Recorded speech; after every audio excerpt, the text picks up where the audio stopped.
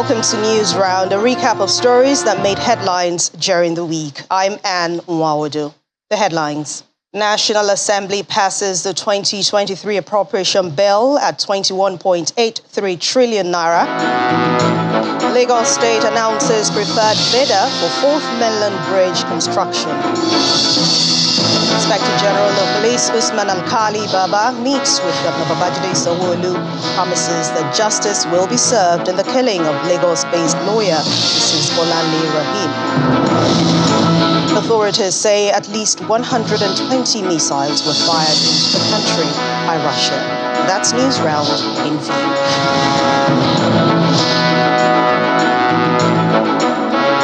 Once again, welcome. We start News Round from the National Assembly, which passed the 2023 appropriation bill, pegging it at 21.83 trillion naira. This shows an increase of 1.32 trillion naira coming from 20.51 trillion naira proposed by President Muhammadu Buhari. Of that sum, 6.6 trillion naira is for debt servicing, while 8.3 trillion naira will be utilized for recurrent expenditure and 5.9 trillion naira for capital expenditure. And the gruesome murder. Federal lawmakers cut short their Christmas break to attend to critical pieces of legislation, one of which is the 2023 appropriation bill. But first, lawmakers attend to the request for extension of the implementation of the 2022 budget, which is eventually extended from 31st December 2022 to 31st March 2023. The purpose for the extension is to ensure the implementation of key capital projects in the Act, which have not been funded as at this time. Both chambers then passed the 2022 supplementary budget of 819.5 billion naira, as requested by President Muhammadu Buhari. The Appropriation Committee, having considered the detailed provisions of the bill, the contribution of the subcommittee, and general impact it makes in ameliorating the havoc caused by flood across the country. Attention eventually shifts to the 2023 appropriation bill, which was deferred last week over what the Senate President described as problems discovered in it. As the 9th National Assembly passes its final appropriation bill, hopeful of maintaining the January to December budget cycle, the Senate President has a word for the executive arm. I want to take this opportunity to urge the executive arm of government to implement the 2022 Appropriation Act. We have also passed the supplementary budget for 2022. We expect total implementation, no selective implementation. The 2023 budget of 21.83 trillion naira passed by the National Assembly shows an increase of 1.32 trillion naira from the 20.51 trillion naira budget proposal of President Muhammadu Buhari in October this year. The recurrent expenditure is maintained at approximately 8.27 trillion naira. Capital expenditure increases from 5.35 to 5.9 trillion naira, while the debt servicing also increased from 6.31 to 6.6 trillion naira. Some key capital allocations include the Federal Ministry of Defense, 285 billion naira, Health, 134.9 billion naira, Power, 195.5 billion naira, and the Federal Ministry of Education, 153.7 billion naira. The House of Representatives had helped to resolve the 9-month strike by university lecturers earlier this year by making commitments to improve their welfare packages and make available revitalization funds to improve the infrastructure and operations of federal universities. The Tertiary Institutions Revitalization Fund of 300 billion naira and the 170 billion naira for salary renegotiation have been captured in the 2023 appropriation bill. 10.2 billion naira has also been provided for the university's pension, including arrears. President Muhammadu Buhari has 3 days to sign the 2023 budget to maintain the January 1st to December 31st budget cycle reintroduced by this 9th Assembly. Terry Ikumi, Channels Television News. Meanwhile, there were tense moments in the Senate over the president's request for the upper chamber to approve 22.7 trillion naira collected by the federal government from the central bank. President Muhammadu Buhari had written to the Senate for the approval of reconstructing of ways and means advances given to the federal government by the CBN within the last 10 years for emergency funding of delayed receipt of fiscal deficit. Some lawmakers opposed that request, arguing that the president's request is unconstitutional. Federal legislators take a day from their annual Christmas and New Year holiday to attend to some crucial legislations and functions before 2022 draws to a close. One of such legislative functions is to attend to a request from President Buhari for the approval of restructuring of 22.7 trillion naira ways and means advances given to the federal government by the Central Bank of Nigeria within the last 10 years, in addition to 1 trillion naira to be collected as fresh domestic loan. The President, in a letter read by Senate President Ahmad Lawan last Wednesday, December 21st, explains that ways and means are advances from the Central Bank of Nigeria to the federal government for emergency funding of delayed receipt of fiscal deficits. However, a federal lawmaker is averse to this request from President Buhari.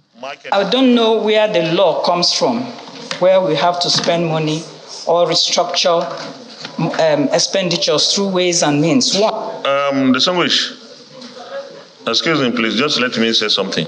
There is nothing before the Senate now. There is nothing. Technically, the report needs to be presented and then you can raise your issue. Mr. President, the report cannot be presented because we have no laws in the land of Nigeria that covers anything called weight. No, why the report should be presented is for us to know what happened. Mr. President, Senator Apiafi is unhappy at the progression of events, and raised voices fill the air, mostly from opposition senators who are against the report. Listen. Yes.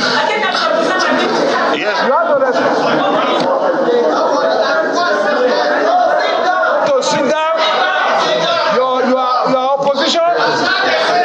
Efforts by the Senate President to make his colleagues back down is unsuccessful, prompting him to call for a closed-door session to resolve the matter.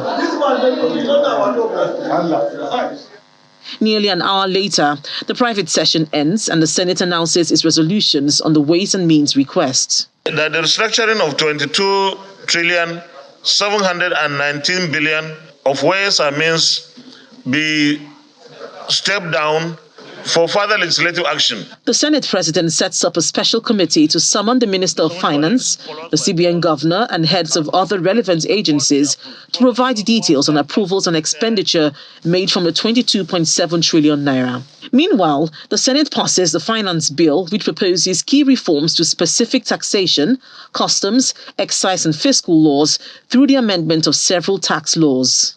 However, a member of the House of Representatives, Honorable Onofiok Luke, raises concerns that certain amendments in the Finance Bill will not address the hardship faced by Nigerians. The economy and the situation from globally to nationally has affected the lives of poor Nigerians.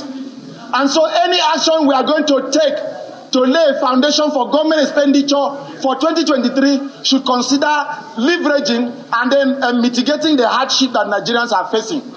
Nevertheless, the House of Representatives passes the Finance Bill. Linda Akibi, Channels Television News. And outside the nation's shores, there is an uneasy calm in the Benoni area east of Johannesburg, South Africa, for some Nigerians, following a series of attacks by a group of local taxi operators who claim that some Nigerians are peddling drugs there and destroying the lives of the youths. Eyewitnesses say not every Nigerian business has come under attack, but a number of people have already been wounded, and one person died of his wounds last week. The streets seem calm now, but it's been a hectic few weeks for some Nigerians in the Benoni Business District, 45 minutes from central Johannesburg. The pictures are disturbing, and a 44-year-old Nigerian has died of his injuries from assault. They saw a group of angry Nigerians besieging the Benoni police station, a situation that would have ended badly if not for the intervention of the Consul General and the police leadership.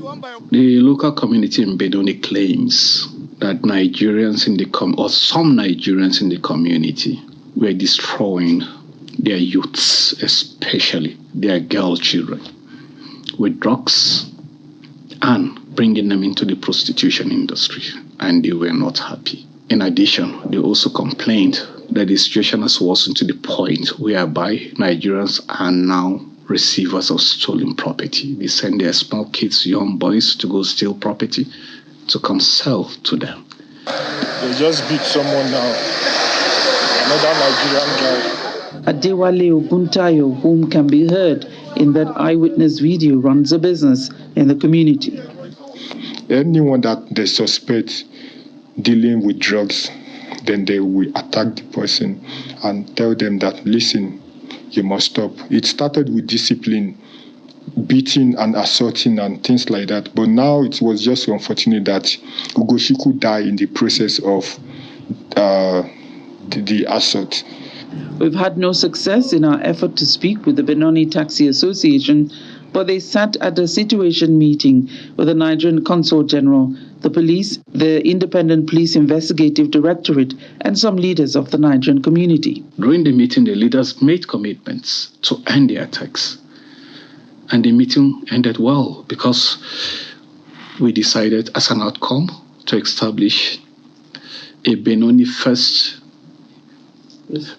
community relations. Okay. It's supposed to be a permanent thing to meet periodically.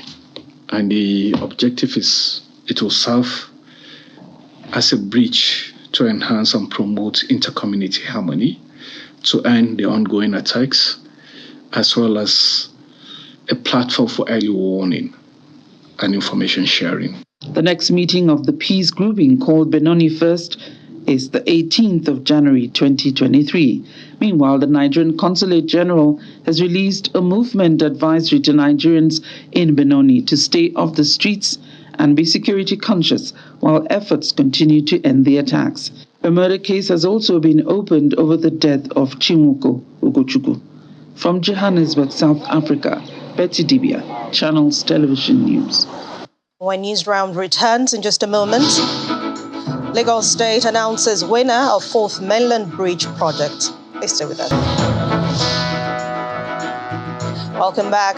In Lagos, where the state government has announced the construction as preferred bidder for the $2.5 billion planned 4th Mainland Bridge project. We're briefing journalists in Lagos, the Special Advisor on Works and Infrastructure to the Governor, Aramide Adeoye, says the project will be flagged off in the first quarter of next year, and it's expected to be completed in 2027. This is what the proposed 37 kilometers 4th Mainland Bridge will look like. The project is a proposed public-private partnership transport infrastructure, and the administration of Governor Babajide Sanwo-Olu has finally gotten a preferred bidder for the project after undergoing a competitive bidding process. From the 6 bidders on the 31st of May, we had a revised submission date due to the COVID pandemic, and revised submission dates ended 30th of August 2021, of which 6 bidders, only 2 responded and were responsive, and they progressed to RFP stage 2. The Special Advisor on Works and Infrastructure says the projects will traverse the northwest towards the lagoon shoreline of Lagos-Ibadan via Ikorodu. The 3rd Mainland Bridge was finished in 1990. That was 32 years ago. How come it has taken us this long to come on the 4th Mainland? So this is coming after extensive route alignment and survey, 16 to be precise. So 16 route selections were carried out before we eventually arrived at this that has minimal number of demolition, that also fits into the resettlement action plan, and then also signed off with the environmental impact assessment certified by the Federal Ministry of Environment. So essentially it's a 37-kilometer long road. There is a road component and there is a lagoon bridge component that is about 4.5 kilometers. You have the option of real estate provisions along the side. It will also cut across, it will take off from Ibamadesoya all the way over the lagoon, Badore, and then bust out at Sparklight on the Lagos-Ibadan Expressway. And a word of assurance for those whose property will be affected by the 4th Mainland Bridge. All of the people will be affected by the construction of the 4th Mainland Bridge will not be allowed to just go astray. They will be well compensated. They have to show their titles, and once you can show your title to any property along that route, you are going to be compensated. So there should be no fear about that. We have a history of compensating people whose property are taken for public use. The projected period of completion of the 4th Mainland Bridge is within 4 years.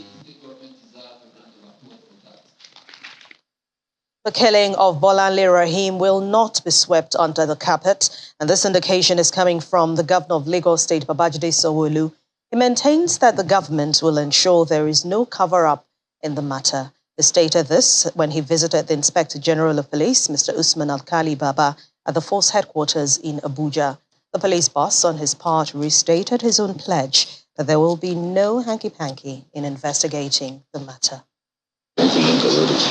Governor Babajide Sanwo-Olu of Lagos State, alongside the Attorney General of the state and the Commissioner for Information, are in the office of the Inspector General of Police, Mr. Usman Alkali Baba, to ascertain the level of investigation into the death of the Lagos-based lawyer and realtor, Mrs. Bolanle Raheem. She was reportedly shot on Christmas Day by a police officer attached to the Ajah police station, who has now been identified as Assistant Superintendent of Police, Drambi Vandi. The very recent unfortunate incident.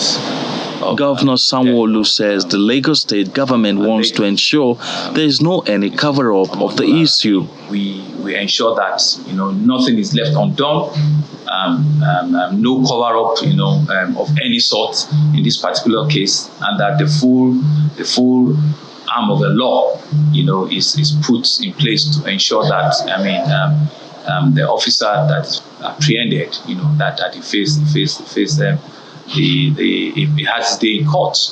He also promises more support to the police. Essentially, is really to continue to work with the police, the things that we can do, around providing some additional, equipment that they can use, things around body cameras, things around ensuring that we can jointly have an advocacy program, that can enhance and improve, public, and police communication. The Lagos State Governor is however assured of the police determination to ensure justice is served in the matter. This incident will be investigated, and the Attorney General of Lagos State will be availed with the case diary for him to take over prosecution from the police. I assure you there is not going to be any hanky-panky on the issue. The IGP also clears the air on the culprit. Yes, Bibandi is the one that, through our investigation, confirmed to be the one that gives cover fire to the serve and search team. And he is one that cannot account for the number of ammunitions that he was given. So by every extension, we believe he is the one. As criticisms continue to trail the killing of Mrs. Raheem, both in Nigeria and across the globe, the Inspector General of Police is assuring the citizens of their protection while promising to deal with unprofessional conduct among officers and men. Emperor Simon, Channels Television News. And in another murder case, operatives of the Police Intelligence Response Team have arrested a 31-year-old man who allegedly killed his lover in the Federal Capital Territory, Abuja. The suspect, who was paraded at the IRT office, confessed to hitting the victim with a pistol during an argument.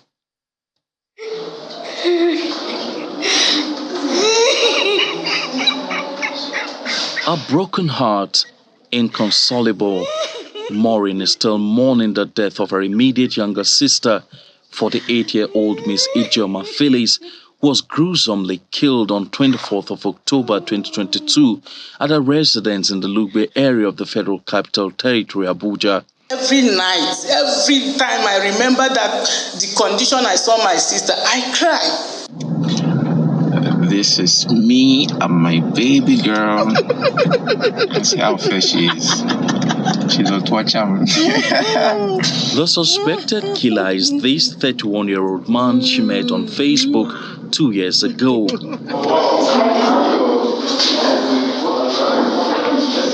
He's been arrested by operatives of the Nigerian Police Intelligence Response Team, IRT, and is now in their custody.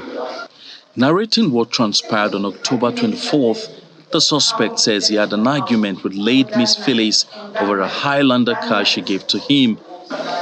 When I came around, the argument started all over again about the car, why she sell it, and all that. And it was at this point and at this juncture that she raised her voice, she started insulting and everything. She went to the sitting room, dropped out the home theater on me, which I still defended. It was when she got back to the pursuit the second time to come back, then it was really unintentional because I was angry and all that. Yeah, I shoved it, I snatched it away from her and shoved her with it. She fell down. Now, when she was coming up, involuntarily I hit her with the pestle, and that was when she fell down. She started crying and saying, "Why did I hit her?" and all of that. When contacted, the Force Public Relations Officer, Mr. Olumuyiwa Adejobi, says the arrest of the suspect followed the directive by the Inspector General of Police to fish out the culprit and to ensure no stone is left unturned in dealing with criminal elements.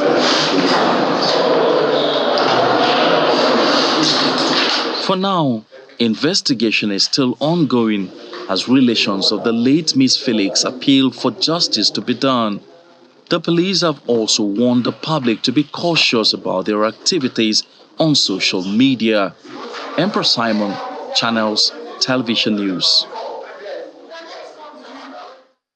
Still in the nation's capital, but this time on a good note, fun spots in Abuja witnessed high turnout of fun seekers this season. This next report captures the mood in some of the fun spots in the nation's capital.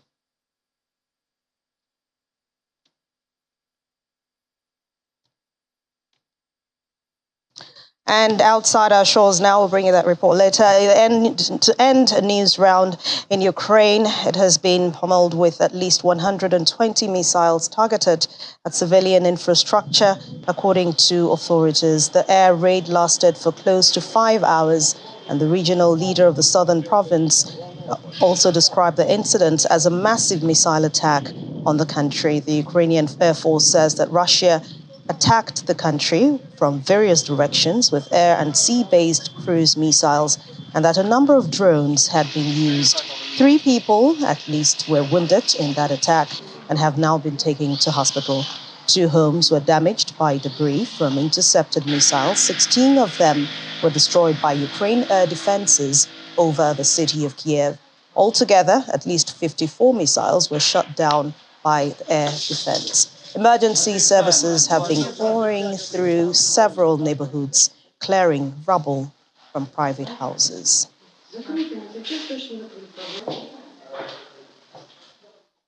And that's News Round, the last for the year 2022. Thank you so much for watching. I'm Anne Mwawadu.